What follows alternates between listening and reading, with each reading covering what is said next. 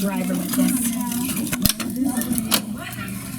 CVI or MVI, exploring the path to gross motor delays. I'm Dr. Grace Ambrose-Zakin. I'm the founding president and CEO of Safe Toddles.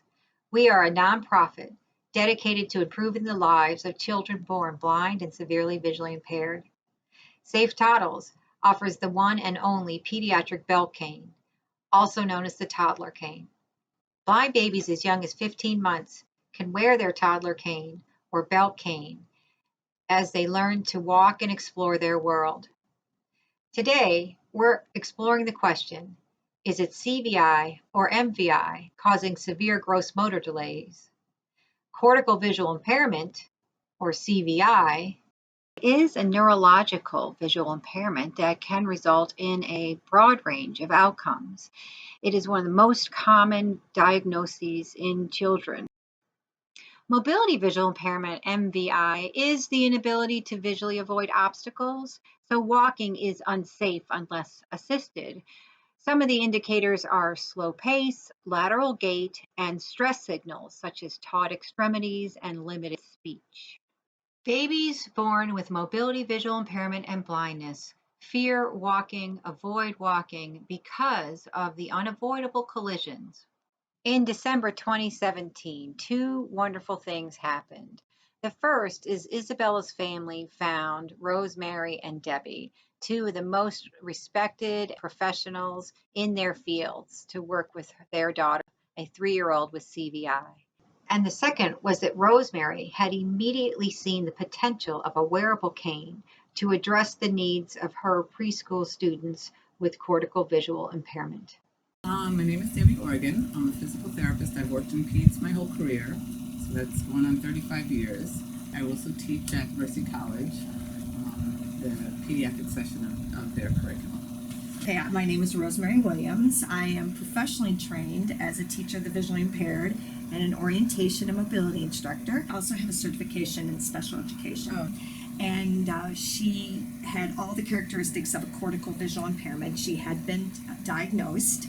The parents were looking for a program that could address those specific needs.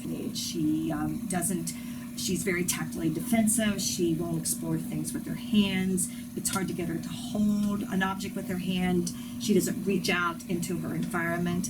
This particular child has no speech, so communication is a challenge, and that is just emerging. But her strength was her ability to walk. To disorient to the left and do like a 180 or Isabella is a circle walker, often turning left. I've never seen her walk towards anything. Yeah. You No, know? it does even not the sun. seem purposeful at all, does it? Except just the motor. She likes the movement, she likes the walking, but it doesn't seem like there's a destination in mind. Another outcome of Isabella's cortical visual impairment is mobility visual impairment, as Debbie confirmed. So some of the challenges that I had spoken to Rosemary about was that sometimes she'll literally just like walk into a wall and just, she gets very fearful, but yet she was very reluctant to try to trail. She won't let me hold her left hand when we walk. Just, it's not an acceptable option for her. So it's a lot more lateral when she does it on her own. Yeah. You can see that, right? There's less forward, Yeah. there's more side to side. Okay. Okay, so gotcha. Toddlers and early childhood is an area of education that I have gravitated toward. So it connected with me. My goodness, this is a child who is exploring her environment and cannot see. This is the perfect candidate for a toddler cane. That was my first exposure, so I went online, I Googled it, and I saw a few YouTube videos, and I was like, oh, this looks good, because I'd previously seen clients that use the canes that they hold on to, but this particular client wouldn't be able to hold on to, a cane configuration. So at first, I was a little apprehensive, because sometimes new things create challenges and behavioral challenges, but this was pretty seamless as things go, introducing something new. So we started, I believe, in February, and so minus health, which has caused some absenteeism and juggling everyone's schedule, we have gotten this child to the point where there is no resistance in putting the cane on. Initially, we had that as a hurdle to get across. Now it goes on seamlessly, and she never, even though resisted getting it on, she never was agitated with the cane on her. She seemed to be oblivious from day one. As soon as we got through the turmoil of getting it on her body, then she was up and running. The initial mobility required hands-on contact for security, for personal safety, but this was a child who longed to walk but was fearful. So in some of the earlier videos that we submitted, she was clinging on to the therapist. And what we didn't video is as much time as she was on her feet, she was in the arms of the therapist. How often does she wear it? Generally, I think we've been averaging 1 to 2 times a week. I think the more that we've used it, the more accepting and explorative the client really is now with it. And usually a typical session is about a half an hour. We tend to try to keep it a half hour, but we always tend to go over when we're using the paddle cane, so it always eats into a 45-minute session just because there's new things, you know, and you want to end on a really positive note, and when they're exploring, it's like you don't want to say, oh, 30 minutes, time's up. Right. The physical therapist and O&M specialist have similar goals for Isabella. Reduce tactile defensiveness, improve motor skills, increase purposeful exploration, increase language, and introduce cane skills. We collected over 75 minutes of video on Isabella's motor skills, both with and without the belt cane, with regular submissions in February, March, April, May, and June, and a final follow-up in September. Isabella's tactile defensiveness is observed in her entire body, her hands brought in close, her pace very slow and cautious. In the next few videos, we will observe Isabella's reduction in tactile defensiveness to walking across surface changes in the floor. March 6, 2018. Yay. Okay, let's keep going. Forward, she felt this, Rosemary. She felt the protuberance in the change of surface. Girl, do you want me to see what happens if Yeah, go ahead, let her go. Let's see. Good job, keep going. Straight ahead. Good girl, there we go. Yes, good girl. March 29th. Oh, please keep going. Keep going. Yay. Just the stillness is good. Good girl. Oh, please. June 12th.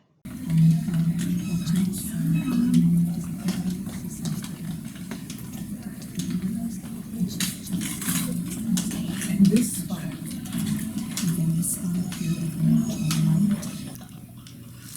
this is a problem.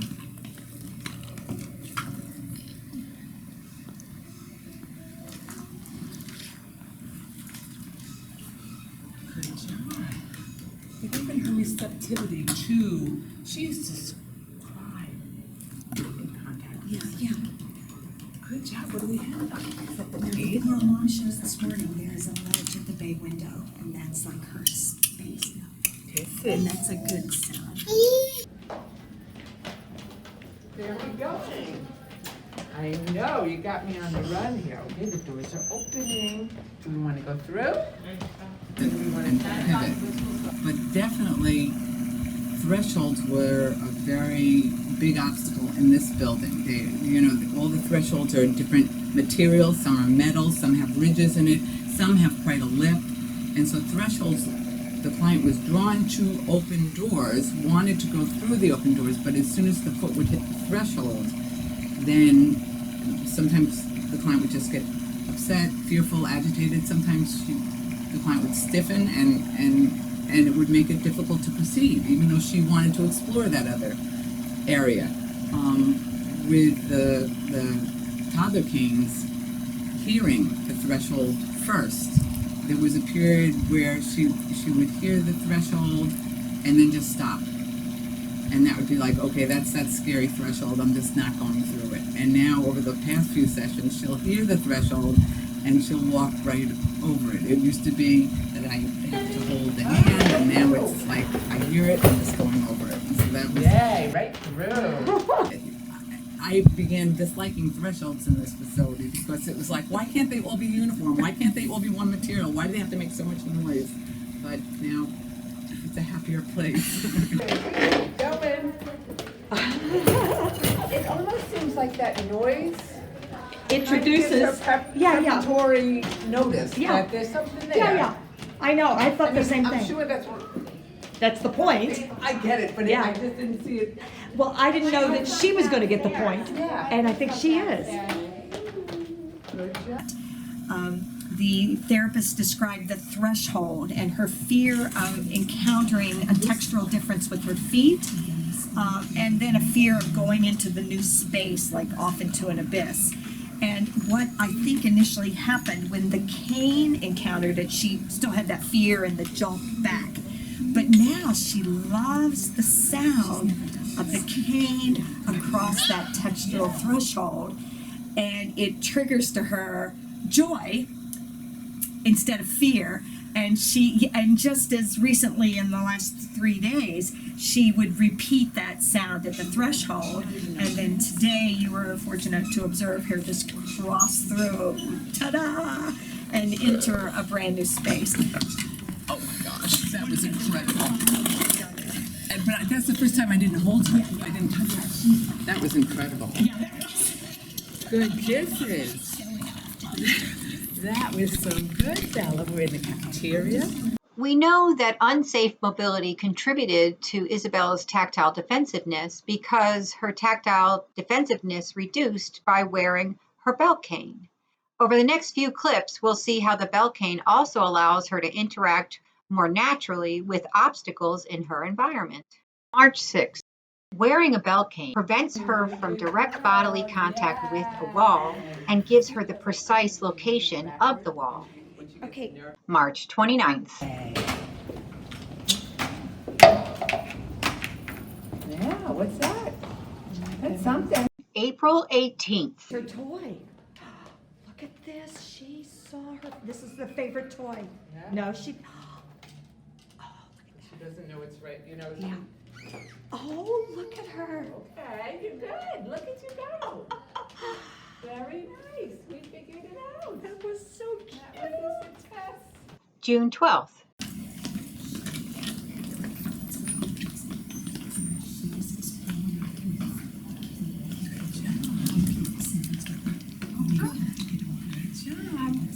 Good. Yeah, there's the wall.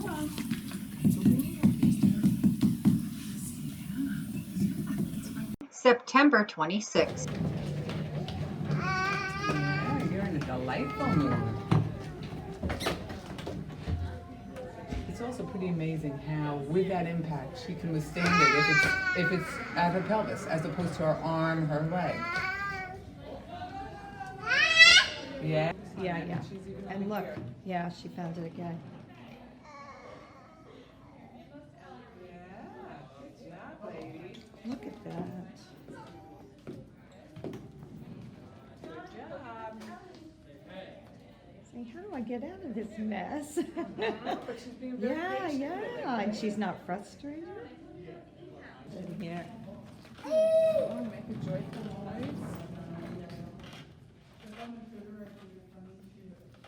Even this, did she recognize a doorway? Did she recognize, The belt cane has helped her to reduce her tactile defensiveness. The next few clips examine how wearing the belt cane has changed her motor skills. March 29th. These side-by-side videos were taken on the same day in March, about a month after receiving her belt cane. Her motor skills Didn't she are turn around improved. yesterday when- However, yeah, her when you- interaction when I with stood in front of it. objects is very different. Without the belt So cane, aware of an she tends to obstacle. avoid objects, and with the belt cane, she allows herself to contact objects. walking? Good walking. Go in front one more time. What's that? Good. Something. Good girl.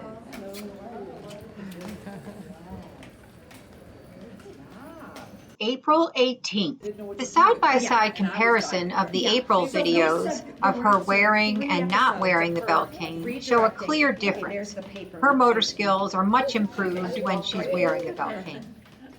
Now we're going to take a look at how she is growing in sophistication in learning to manipulate the cane when making turns and interacting with objects in her environment.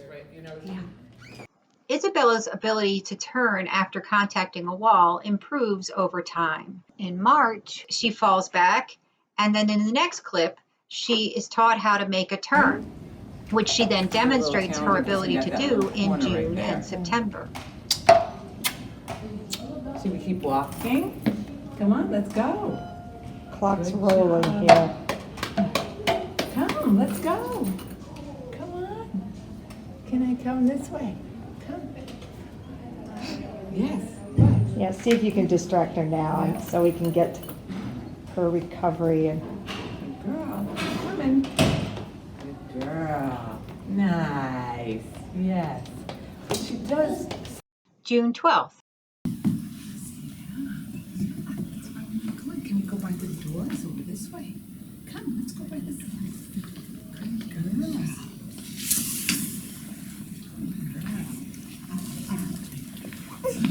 Good girl.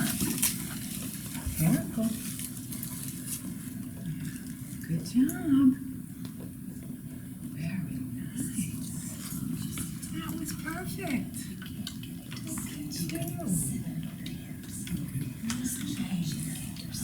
Very good. Nice. Nicely done. Right back. Good turning. Good girl. Good work. September 26th. Just want to play with it.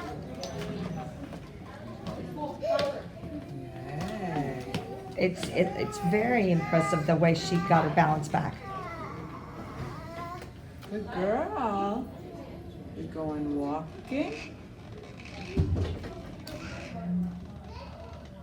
So what's grabbed her visual attention? The blue horizontal That's what stripe? I was wondering. That's what I was wondering, because I've never seen her focus on Yeah, it, yeah. and she's even And over look, here. yeah, she found it again. Yeah, good job, lady. Look at that. Good job. See, how do I get out of this mess? But she's being very Yeah, patient with it, yeah, and right? she's not frustrated. Good girl. Good job. It's just twisted. I just want to untwist it. Can I untwist it? Yep, go ahead. Woo! I haven't been doing, like.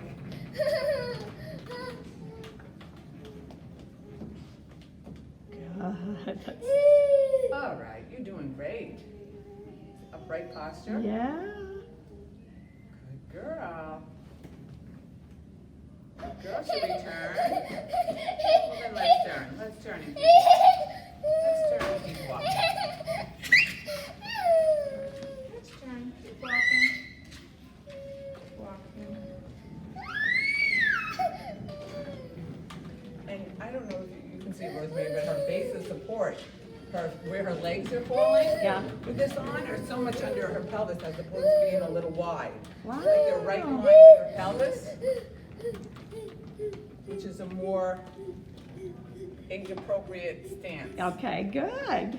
Checking back with our pediatric belt cane outcomes in relation to the 5 needs of the PT and the O&M.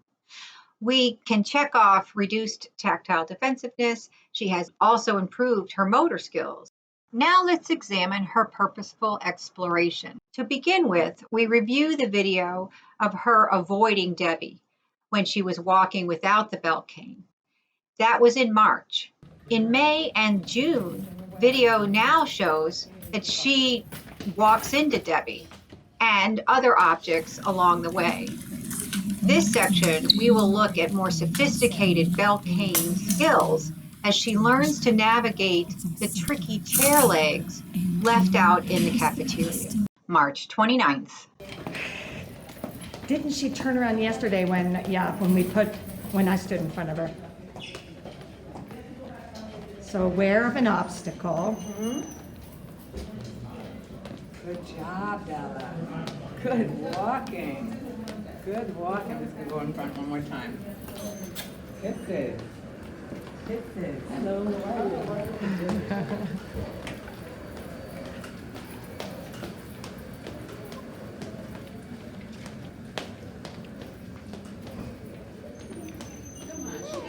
But not so much aware when it's on the side of her.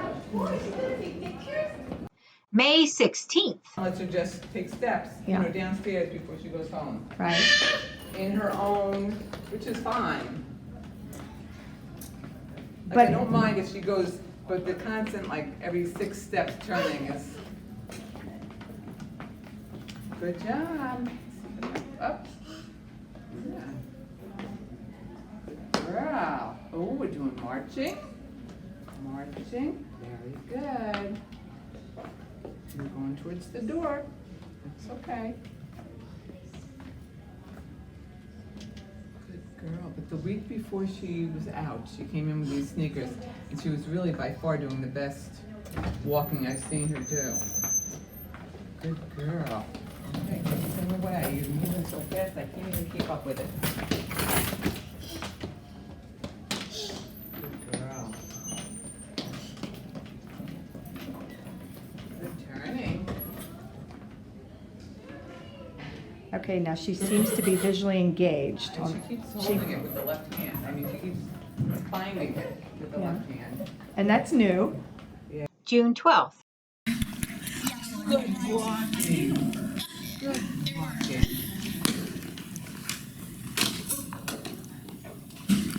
Very good. That was so good. So this is an unexplored space. We brought her in yesterday. Right, with lunchtime. Yeah.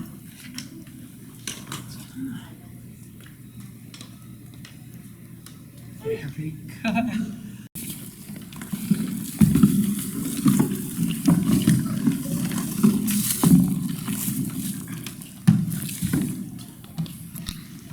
Did you see the job? Very nice. Good job. Space. It's nice we usually don't have open space here because of the tables.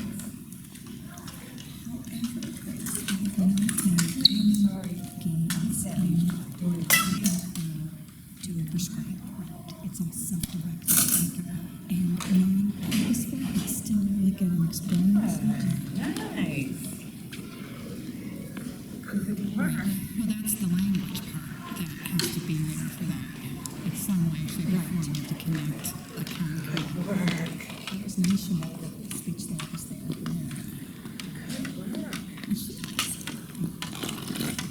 The body would stimulate upset him. Yeah, The body touches something. yes, but encountering anything, it was like, oh, so we're seeing oh, yes, major. Good job. That's tricky. That's like. Yeah, yes. Chairs are not good things to have, it's beginning of. Good. White and blue. If you want to just put that stuff on the table. Now, she did in the video, she went to mom. Yes. Isabella. Oh, Isabella.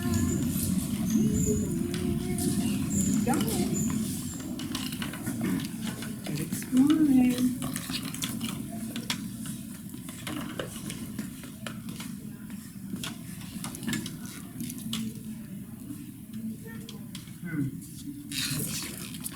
That was so good. Now we're close to, it's 10 minutes to 11, and Grace, you want to interview Debbie a little bit? Yeah. About, should I take Isabella back to class? And, Good job. Thank you for helping. Bella. open the door.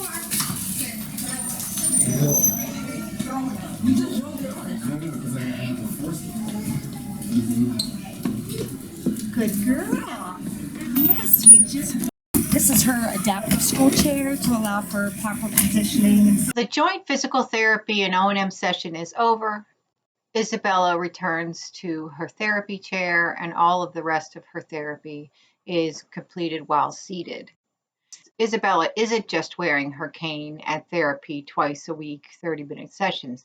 After school, Isabella takes her belt cane home and wears it most of the day until she goes to sleep, with reinforcement by mom and dad.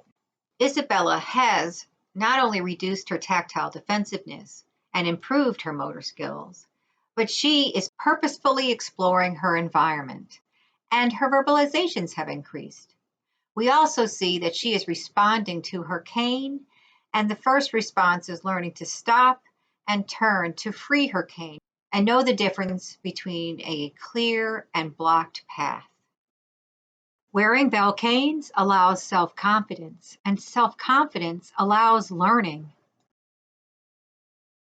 In September, the final few minutes of her video demonstrate a stick-to-itiveness. Wearing the shorter tight spaces cane, she has a little more trouble getting over the threshold. However, she sticks to it and achieves not only entry into the cafeteria, but much more, entry into a life filled with self-confidence and learning. Girl, nice walking. Okay, so maybe it's not the blue line, maybe it's just that whole horizontal. Girl, let's keep going. Oh, look. Oh, my goodness. It's clear that she sees that. Yeah, It is- yeah, it is clear, and it's clear that that's what she wants to, where she wants to go. And it's perfect because it's almost lunchtime. And remember the last time you videoed this? Doorway? Yeah. Threshold? Keep going. So she wants to do it again. Keep going. This is a really obtrusive threshold. But last time you didn't. Good girl. You came in. We're in. Yeah. You can walk around the cafeteria. Yeah.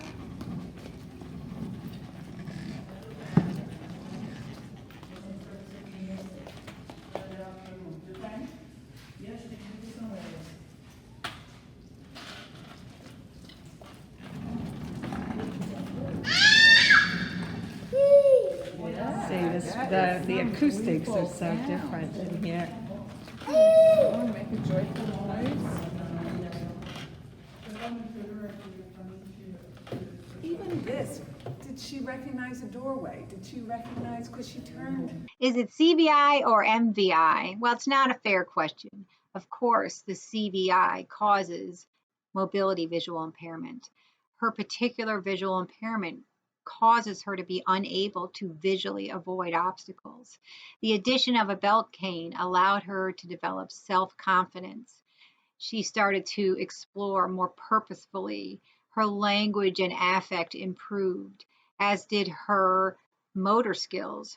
She stood up straighter, walked faster.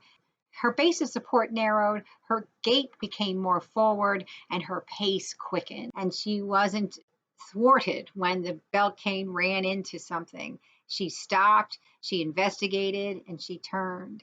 In the beginning of the video, we heard about how she wouldn't use her left hand. At the end of the video, we see her exploring with both hands and patting on a table. We see her lower her hands down to hold on to her belt cane. We see her growing in confidence. Oh my gosh, that was incredible. Isabella was one of the first to use the belt cane. It was only invented in 2017. And there's still a lot to understand about who needs to wear it. If you can't see where you're going and you're 15 months old, you should wear your belt cane. We need your help. We need your help in donations and in influence. We need your help to let people know there now is an answer. You don't have to watch a little baby run into walls anymore. You can let them wear a belt cane, and that will stop that from happening. Thank you so much for watching. If you have any questions or if you could help in any way, please reach out to us. info@safetoddles.org and our website, safetoddles.org. Safe Toddles is a 501c3 that runs on generosity.